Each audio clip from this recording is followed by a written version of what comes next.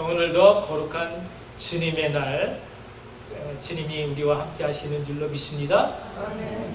여러분, 요즘 한국 뉴스를 보면요, 한국이 중국과 러시아 또 일본 이런 강대국들 틈에 끼어서 그 어느 때보다도 참으로 어렵고 힘든 그런 나날을 보내고 있습니다.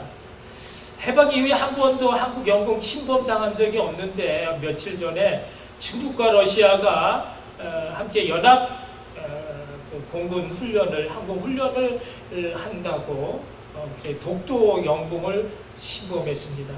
그래서 우리나라 전투기가 18대 즉각 출격해서 경고 방송도 하고 경고 사격도 하고 그래서 이제 쫓아냈지만 이런 도발이 또 언제 일어날지 국민들은 불안해합니다.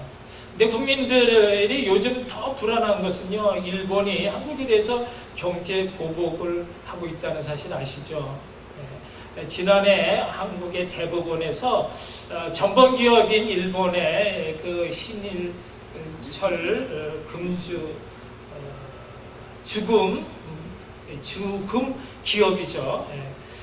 그 회사에 대해서 이제 그동안에 일제 때 강제징용에 대한 손해배상을 확정 판결을 했고, 그런데 이에 대해서 답이 없자 또 대법원이 한국에 있는 그런 그 기업의 기업 자산을 몰수 매각하겠다라고 기별을 했습니다. 이에 화가 난 일본 정부가 한국의 주요 수출 품목인 반도체에 대해 규제를 강화를 하겠다라고 하는 것입니다. 그리고 점점 더 한국의 경제 파탄이 일어나도록 그렇게 목을 쥐고 누르겠다 선언하고 나섰습니다. 그동안에도 역사적으로 보면요, 일본이 이웃나라인 한국에 대해서 참으로 못쓸 짓을 많이 했습니다. 잦은 외국 출몰로 해안 지역에 있는 주민들이 늘 불안에 떨었고요. 또 우리가 잘 알고 있는 7년간의 임진왜란으로 우리가 또 얼마나 많은 고통을 당해야 했습니까? 마침내는 1910년 불법적인 한일 합방으로 그래서 30년간 한국을 강탈했음에도 불구하고 그들은 그것이 합법적이었다라고 우기는 겁니다. 이제는 전 세계 사람들이 다 알고도 남는 그런 위안부의 문제에 대해서도 여지껏 정말 진정으로 뉘우침이나 사과 한마디가 없었습니다. 아니 하필이면 왜 하나님께서는 이토록 못돼먹은 일본을 한국 옆에 두시는 걸까요? 여러분, 오늘 우리가 함께 읽은 본문 속에 이스라엘이 또한 그러했습니다. 강대국 틈바구니 속에서 우리처럼 많은 고통을 당해야 했습니다. 우리는 36년이었지만 이스라엘은 포로 생활 70년 그렇게 어려움을 겪었습니다. 왜 하필이면 하나님은 택한 이스라엘 백성들 그들을 둘러싸고 그렇게 아수르, 바벨론, 하사 이런 악독한 강대국들을 등장시켜야만 하셨습니까? 그 이유가 뭘까요? 여러분, 그것은 하나님이 이스라엘을 사랑하셨기 때문인 줄로 아시기 바랍니다. 여러분, 왜 일본을 한국 이웃나라로 두게 하셨다고요? 그만큼 하나님이 한국을 사랑하시기 때문인 줄 믿으시기 바랍니다. 하나님께서는 이스라엘 백성들에게 버러지, 지렁이 같은 너 야곱아 부르시면서 회복과 축복의 그런 축복을 약속하시는데 그것은 너희가 너희들 스스로 연약함을 깊이 깨달을 때 하나님의 보호와 축복이 있음을 교훈하고 있는 것입니다. 우리가 연약하다라는 것 깊이 깨달을 때에 하나님을 바라보게 되고 그래서 하나님의 보호와 은총을 받게 된다라는 것입니다. 여러분, 바벨론 포로 생활하고 있는 이스라엘 백성들의 그 심정이, 그 마음이 어떠했겠습니까? 그들 자신의 그 능력을 자랑했겠습니까? 자신들의 그 힘을 자랑했겠습니까? 자신들의 부유함을 자랑할 수 있었겠습니까? 나라도 잃고 땅도 잃고 그 모든 것을 다 잃어버렸습니다. 뭐냐면 타국으로 끌려가서 거기서 노예처럼 그렇게 더부살이를 하고 있는 처량한 신세가 되었지만, 그러나 그렇게 해서 그들은 다시 한번 하나님을 생각하게 된 것입니다. 그들의 시선이 이제는 하나님만 바라볼 수 있게 되어진 것입니다. 오직 자신들에게 하나님밖에 없음을 절감하게 되었다라는 사실입니다. 여러분, 하나님은요, 사람 스스로가 뭔가 할 수 있는 것처럼 자신만만해 있을 때는요, 그냥 내버려 두십니다. 그러다가 자신이 도무지 아무것도 할 수 없는 죄인이다 라는 것을 깨닫고 하나님 앞에 나아갈 때에 하나님은 붙들어 주십니다. 여러분, 사기꾼이라는 이름 아시죠? 야곱이 언제 하나님의 방백이라고 하는 이스라엘 이름으로 바뀌어졌습니까? 그것은 야곱이 그동안에 모은 재산, 많은 재산을 거느리고 처자식을 이끌고 고향 땅으로 향해 갈 때에 그가 약곡강을 바라보며, 그런데 무슨 얘기를 듣느냐?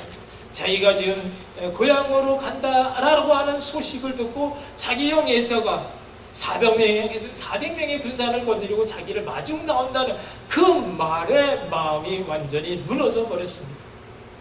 가지고 있는 재산 아끼지 않고 형 에서에게 먼저 다 보냈지만, 그러나 두려움이 가시지 않습니다. 형이 자기에게 어떻게 나오죠? 왜냐하면 지난날에 자기가 형 에서를 속이고 장자권과 아버지 이삭의 축복 기도를 가로챘기 때문인 것입니다. 그래서 지금 잔뜩 두려움과 근심 가운데 홀로 남아 하나님과 씨름을 합니다. 하나님 붙잡고 하나님의 사자와 삿발을 잡고 씨름하듯 기도를 하는 것입니다. 그런데 하나님이 야곱을 더 낮추셨습니다. 야곱의 환도뼈를 치셨습니다. 그 허벅지 관절이 위골됨으로 야곱은 이제는 더 이상 도망칠 수도 없는 그런 몸이 되어버렸습니다. 그렇다고 맞서 싸울 수 있는 그런 용기도 없었습니다. 오직 그 모든 것 하나님 처분에 맡겨야만 했습니다. 그때 비로소 하나님께서는 야곱에게 주신 이름, 이기는 자 이스라엘이 되게 해 주셨습니다. 그리고 그 이름과 함께 축복을 받을 수 있었습니다. 여러분, 우리가 절망 가운데 하나님을 붙드는 자, 그가 이기는 자 이스라엘이 되는 것입니다. 사랑하는 성도 여러분, 오늘 말씀의 제목이 버러지 같은 너 야곱입니다. 이사야 선지를 통해 하나님께서 이스라엘 백성들을 부른 호칭이 버러지 같은 너 야곱이라는 것입니다. 이 버러지의 원어는 벌레, 또 구더기, 지렁이의 뜻을 가진 토라이트입니다. 너희가 버러지 지렁이 같은 야곱이라는 사실을 알라라는 것입니다. 그럼 지금 이스라엘은 강한 힘을 가진 이웃나라 바벨론의 등장과 침략으로 인해서 사느냐 죽느냐, 버티느냐 망하느냐의 그 생사, 또 존폐의 위기에 놓여 있습니다. 공포와 두려움이 그들을 사로잡습니다. 위기를 돌파할 힘이 없었던 것입니다. 그런데 이때 하나님께서 본문 10절에서 이렇게 말씀하십니다. 함께 읽겠습니다. 두려워하지 말라. 내가 너와 함께하니라. 놀라지 말라. 나는 네 하나님이 됨이라. 내가 너를 굳세게 하리라. 참으로 너를 도와주리라. 참으로 나의 의로운 오른손으로 너를 붙들리라. 여러분, 이 말씀이 얼마나 많은 사람들이 그 고통과 그 절망의 늪에 빠져 있을 때 이 말씀으로 힘을 얻고 빠져나와 이렇게 세움을 받았는지 모릅니다. 여러분에게 혹시 크고 작은 어려움이 있다라고 한다면 이 말씀으로 다시 힘과 용기를 얻을 수 있기를 축복합니다. 하나님 말씀은 살아계신, 하나님의 말씀은 결코 이루어지지 않는 것이 없는 그런 하나님, 신실한 하나님인 줄로 믿습니다. 그런데 이 귀한 말씀을 주신 하나님이 이스라엘을 향해 무엇이라고 부르고 있느냐? 전에는요, 하나님이 너희는 내게 대하여 제사장 나라가 되며 거룩한 백성이 되리라 였습니다. 좀 앞선 본문 8절에서도 나의 종 너 이스라엘아, 나의 택한 야곱아, 나의 벗 아브라함의 자손아, 이렇게 아주 정감 어린 그런 호칭을 사용하셨습니다. 그런데 하나님께서 갑자기 이렇게 돌변해서 버러지 지렁이 같은 너 야곱아, 너희 이스라엘 사람들아, 이렇게 부르는 것은 그 이유가 무엇일까요? 여러분, 그 이유가 궁금하지 않습니까? 저는 궁금한데 여러분 별로 궁금한 것 같지 않습니다. 왜 이렇게, 아니 누가 나보고 이 버러지 같은, 이 지렁이 같은 이렇게 말한다면 정 떨어진다라는 말로 들리지 않습니까? 하나님께서는 왜 이스라엘 백성들을 향해 그렇게 정 떨어지는 그런 호칭으로 불렀느냐 말이죠. 그것은요, 그들이 하나님 앞에 그렇게 살았기 때문이었습니다. 그리고 이제는 무엇보다 너희 자신이 어떤 사람인가를 분명히 먼저 알라라는 것입니다. 여러분, 지난 주일 설교에서도 제가 말씀드렸듯이 이스라엘 백성들이 출애굽해서 목적지 가나안 땅이 멀리 바라보이는 그 가데스 바네아에 이르렀을 때에 모세가 어떻게 했다고요? 12지파 대표 한 사람씩을 뽑아서 먼저 정탐을 하게 했습니다.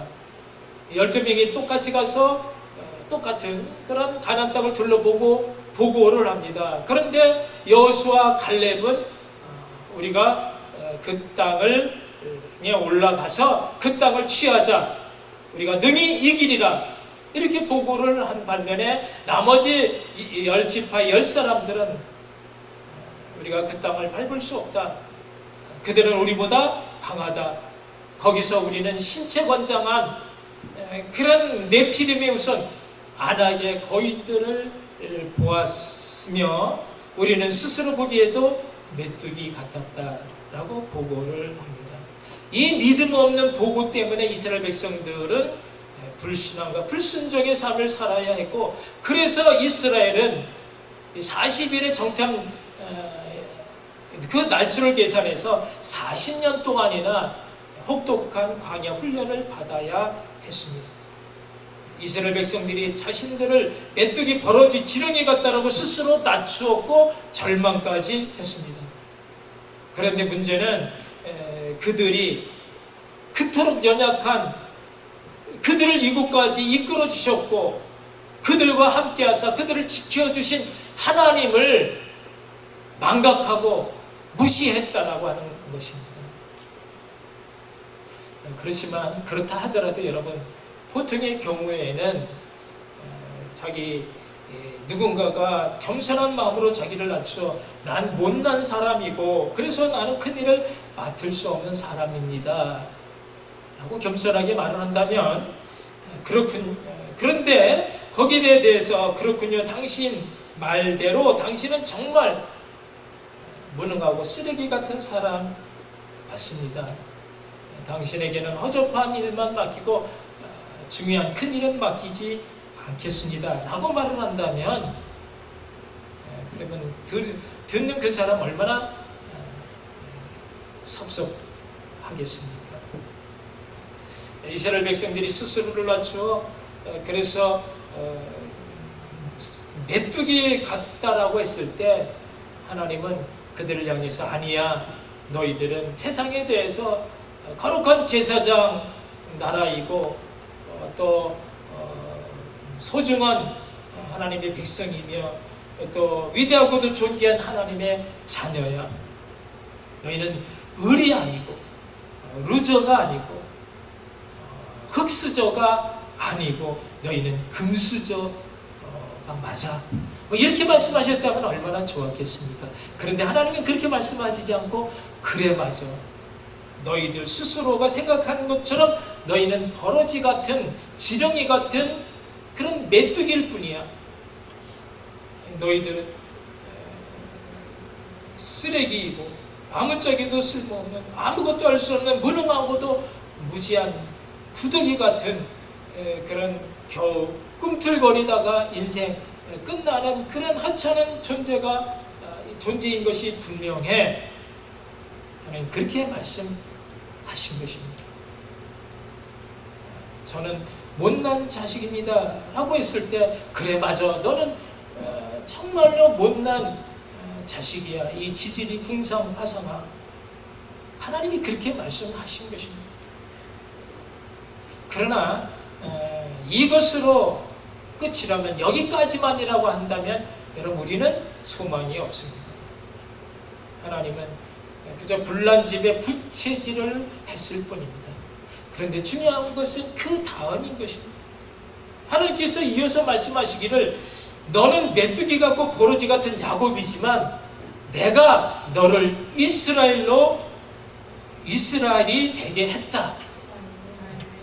두려워하지 말라. 내가 너를 도울 것이라. 내가 너와 함께 하고 있다는 사실을 잊지 말라. 내가 누구냐? 전능의 왕, 창조의 주인, 너의 구속자인 이스라엘의 거룩한 자이라는 것입니다. 너 스스로가 메뚜기 버러지 같다고 했지만 그러나 내가 내 입에 이빨을 달아줄게. 그 이빨로 내가 산들을 쳐서 부스러기로 만들고 작은 산들로 겨같게 할 수 있어. 내가 까부른즉 바람에 그들이 날리겠고 회오리 바람이 그들을 흩어버릴 것이다. 오늘 본문 15절의 말씀인 것입니다. 그러나 내가 너를 이가 날카로운 새 타작기로 삼으리니. 여러분 이 말은 이제 지금 너희들이 두려워하고 있는 그 나라 그 민족이 더 이상 두려운 존재가 아니야. 내게 있어서 그들은 아무것도 아니야. 내가 그들을 날려버릴 그런 능력을 너에게 준다. 주님 그렇게 말씀하시는 것입니다. 누가 이빨을 주신다고요? 누가 날카로운 이빨을 주셔요? 하나님이신 것입니다. 중요한 것은 하나님이 함께 하는 것입니다. 여러분 우리가 버러지 같은 하찮은 존재를 할지라도 하나님이 함께 하시면 우리가 하나님의 능력으로 사는 줄 믿으시기 바랍니다. 여러분 우리 신앙생활은 존재의 변화입니다. 지렁이가 이가 날카로운 새 타작기가 되는 것이 성도의 신앙생활입니다. 전에는 상상도 할 수 없었던 하나님의 생명, 그 하나님의 자녀로서 하나님의 능력이 나의 기도를 통해, 나의 찬양을 통해, 나의 기쁨을 통해 샘솟듯 흘러 넘치는 것, 그것이 성도의 신앙생활인 것입니다. 예수님과 함께라면 물이 변하여 최고의 포도주가 되는 것입니다. 예수님과 함께라면 거친 파도 위를 함께 걷는 것입니다. 예수님과 함께라면 어린아이의 도시락, 그 보리떡 5개, 물고기 2마리로 5,000명 이상이 배불리 먹고도 12바구니가 남는 것입니다. 예수님과 함께라면 죽은 나사로가 사는 것이고요. 예수님과 함께라면 십자가 고난의 길도 찬양 부르며 기쁨으로 나아가는 것입니다. 여러분 어떤 사람은 신앙생활을 하면 세상 걱정 근심 조금도 없고 모든 일이 다 형통되는 줄로 알지만 여러분 아닌 것입니다. 그렇지 않습니다. 성경도 의인에게 반드시 고난이 있다라고 했습니다. 인내가 연단을 가져오고 그 연단이 소망을 이루는 줄 우리는 아는 것입니다. 은혜를 받아도 인생의 산 같은 문제들이 아직 많이 있는 것입니다. 아브라함에게 있어서 아직까지 자식이 없는 것이 커다란 산이었고요. 요셉에게 있어서 억울하게 애굽에 팔려 옥살이, 종살이를 해야 하는 것이 너무나 산 같은 문제였습니다. 모세가 이스라엘의 영적 지도자로 부름을 받았지만 그가 싸워야 될 많은 적들이 남아 있었고요. 또 계속해서 원망하는 그런 백성들이 있었습니다. 산 넘어 산이었습니다. 그러나 여러분, 성도 앞에 산은 문제가 되지 않습니다. 하나님 함께라면 넘지 못할 산이 없습니다. 넘지 못하면 돌아서 가는 것이고요. 돌아서 갈 수 없다면 산을 뚫고서라도 갈 수 있게 하시는 하나님과 함께 하는 것이 성도의 신앙생활인 것입니다. 여러분, 한국의 문제가 아무리 위기이고 또 한국이 경제 파탄으로 몰락한다 하더라도 하나님이 함께하라면 그것이 문제가 되지 않습니다. 이런 산 같은 위기 또 긴장이 계속될 때 한국 사람 전체가 하나님을 바라볼 수 있다면 좋겠지만 그렇지 않아도 괜찮습니다. 하나님은요, 자기 자신을 포로지 같다라고 생각하는 하나님이 택함을 받은 너 야곱, 영적인 이스라엘 믿는 성도들만이라도 하나님 앞에 바로 서기를 원하시는 것입니다. 일본 제품에 대해서 불매 운동을 국민적으로 하는 것도 좋은 일이고요. 또 반도체 주요 원료를 조속히 국산화하는 것도 좋은 일이지만, 그러나 믿는 성도들은 그런 세상적인 방법에 앞서 먼저 영적인 방법, 하나님을 먼저 찾고 하나님께 기도하는 것입니다. 하나님이 함께라면 반드시 이기는 자, 영적 이스라엘의 축복으로 이 위기가 더 크고 놀라운 그런 반전의 기회가 될 줄로 믿습니다.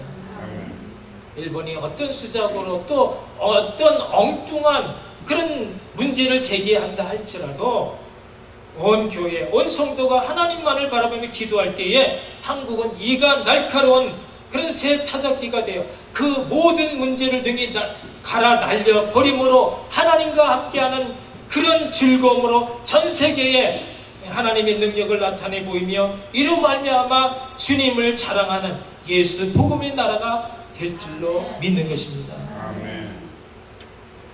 여러분, 지렁이가 날카로운 새 타작기가 된다라고 하는 이 말씀에는요, 아주 중요한 복음이 담겨져 있습니다.